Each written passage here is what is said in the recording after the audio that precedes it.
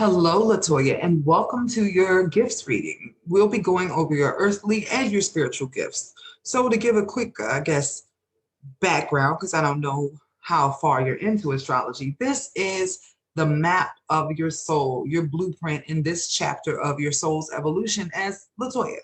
Um, you've been given arsenal of gifts in order to help you on the path of the family person. It appears that you actually came to be known for your family, sort of with this setup going on here. You're taking the path of nurturing, caring, mothering, and creating a legacy for yourself. There's actually something about partnership that you are healing for your family line. On this path, you are guided by your relationship with your siblings, if you have any younger siblings, but communication and a desire to sort of heal where you came from, the root of the way you think. You think sort of like a healer, somebody who is able to use their words to help other people fix their lives. This is big Ayama energy going on here. So those are the main pointers in this. The little specks that you have been given are the gifts from which we're going to discuss this reading. So at the moment that you were born, the sky was lined up like these black planets in here. Now you're going to think of your body as a radio receiver because we're really only made of like neutrons and protons and molecules and stuff.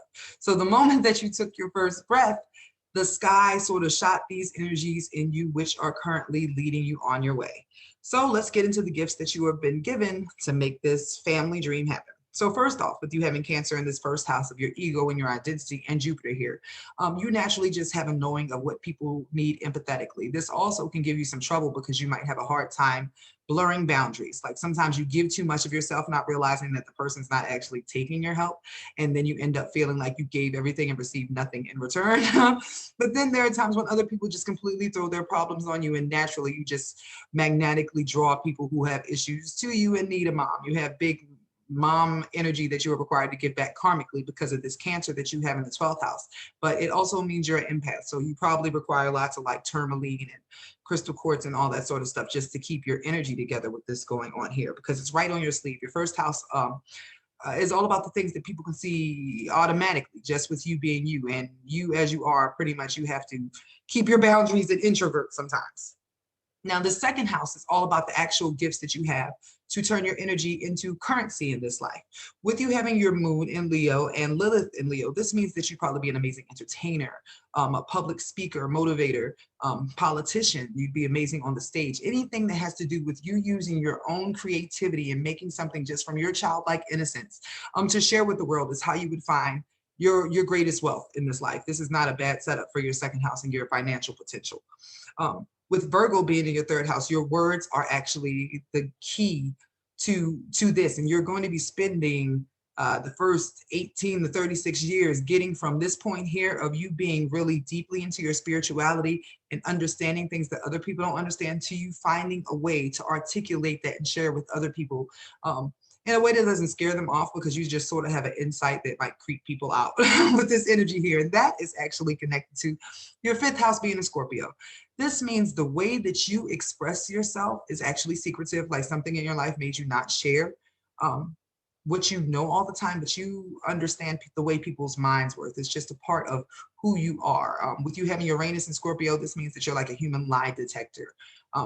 You put together the pieces of the way people's minds work with this here. And this is also where your part of fortune is, where your little sprinkle of a gift here. So when you go to create things, there is a bit of a ability to help people transform themselves. There's something about death and rebirth that you have sort of dealt with that would allow you to help other people find their way out of the dark. And it's through your self-expression. It's actually pretty karmic for you because you have your vertex here. This could be in relation to your first child, your relationship with children in general, but also if you create anything personally. Are you into art? Are you into psychology? Would you be a good counselor? These are all indicators here of that setup of gifts for you.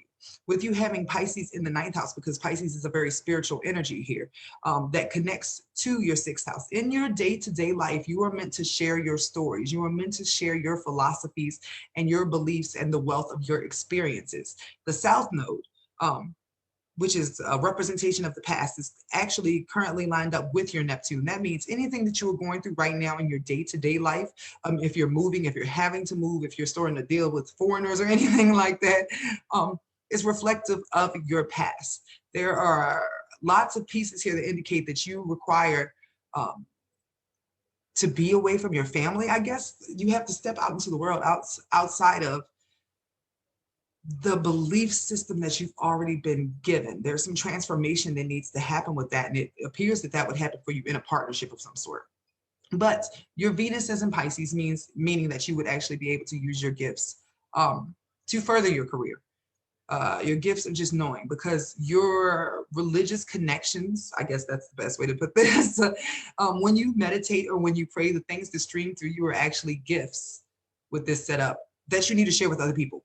You are given the gift of prophecy through your voice. I would definitely say work with your throat chakra a lot. You have Mars on your MC, which means you got an extra push behind you for you to accomplish this mission. You are going to be a pioneer. Whatever you're talking about is really unique with this going on here. The last thing that needs to be pointed out here, besides the fact that Chiron is now transiting your 10th house, so any feelings you have about your reputation, who you are where you want to be in your life and your career, are you inventing something amazing, are being triggered for you right now. The North Node, imagine this is like a dark room.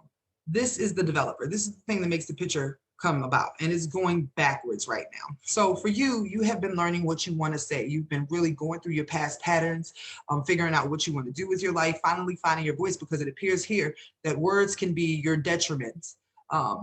Like sometimes you don't speak up for yourself, or sometimes you are harmful with your words, just depending on how this Cancer energy plays out for you, how moody you're feeling. But over the course of the next year, this is going to go backwards this way, where you find your tribe and the people you're supposed to be speaking to, because it appears that you sort of have a wound in finding your tribe, finding peaceful people. But once you step into that, you will be able to fully utilize your gifts, because they are literally here for you to share with other people the wealth of your experience. Thank you so much for this opportunity, and please let me know if you have any other questions.